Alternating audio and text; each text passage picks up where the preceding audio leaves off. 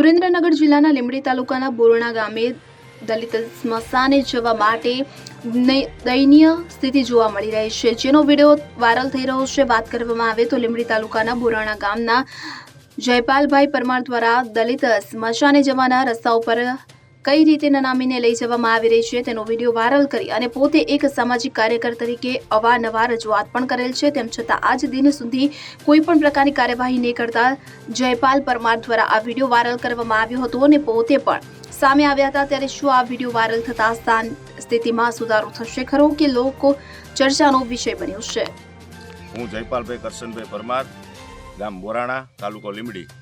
હવે અમારે દલિત સ્મશાનને જવા માટે વર્ષોના વર્ષો વીતી ગયા, પણ અમારે 5-5 ફૂટની હાઈડે પાણીમાંથી સ્મશાન ડેડ બોડી લઈને જવું પડતું હોય તો આ તંત્રને વારંવાર રજૂઆત કરવા છતાં પણ આ તંત્ર કોઈ ધ્યાન દેતું ન હોય તો અમે મહેરબાની કરીને જે તંત્ર લાગતા ઓળખતા હોય એમને મહેરબાની કરીને કેવી છે, કાં તો અમને સાહેબ હોડીઓ લઈ દો અને કાં તો આનું નિરાકરણ લાવો। જેને અમે કહીએ એ કે થઈ જશે, આમ છે તેમ છે, એવા ખોટા વાયદાઓ આપાપ કરે છે તો અમે સરકારશ્રીને અને જે તે લાગતા ઓળખતા અધિકારીઓને અમે કહીએ કે સાહેબ તાત્કાલિક આનું નિરાકરણ લાવો। અમારે આ 5 મહિના 6 મહિના એવી તકલીફ સાહેબ પડે છે કે અમારે માથે સબ લઈને જવું પડે છે, બરાબર। તો તંત્રને અમે કલ્પેશ વાડ સાથે CN24 ન્યૂઝ સુરેન્દ્રનગર। હવે જુઓ દેશ દુનિયાની તમામ ખબરો તમારી આંગળીના ટેરવે।